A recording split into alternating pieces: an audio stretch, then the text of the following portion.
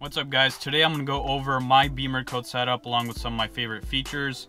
A couple weeks ago I put out a video where I displayed every single startup animation you can do with Beamer Code. I also showed you how to get and set up Beamer Code in that video, so I'm going to link that if you want to check it out. Now let's get into my setup, but first please hit the like button, it helps me out a lot. Beamer Code automatically saves your backups before you code something, so I went in there and I just restored my car back to the factory settings, and I'm gonna go through now and recode everything to the way I like it. I'm gonna start with the advanced crash safety module.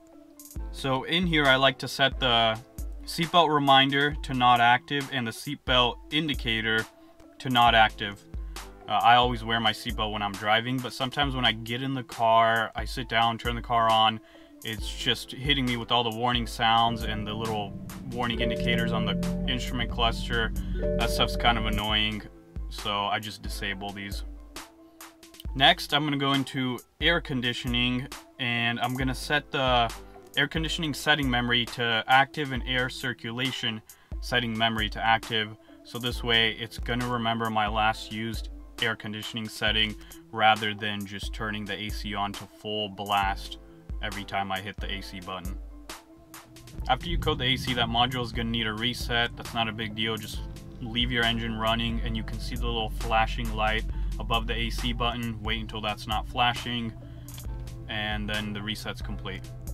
Okay, now I'm going to go in the front electronic module.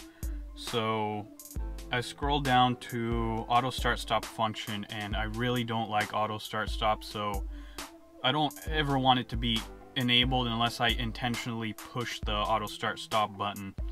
So I go to auto start stop off by default, set that to active, then auto start stop memory, set that to active, and then auto start stop in eco, set that to not active. At this point, auto start stop is not going to be enabled unless you intentionally enable it, unlike before. If you would switch over to like comfort mode or sport mode, then drop back into eco mode, it would enable it automatically.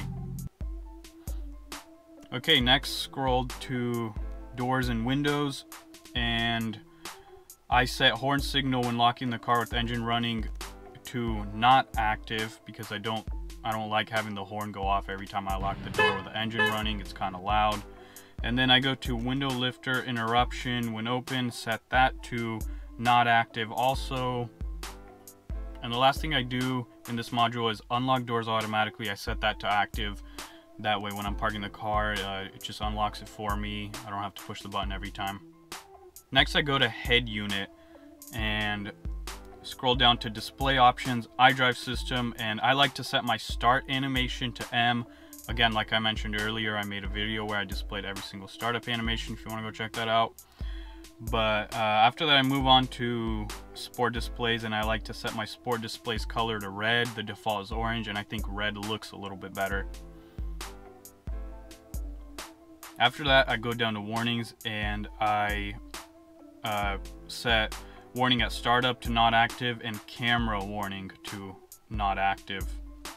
I'm sure for legal reasons BMW has to have those messages there, but to me it's just annoying having to disable the message every time I turn on the car. Now I'm going to go to instrument cluster, and whenever you're messing with this, it's going to reset your time, but that's not a big deal. You can set it back really easily.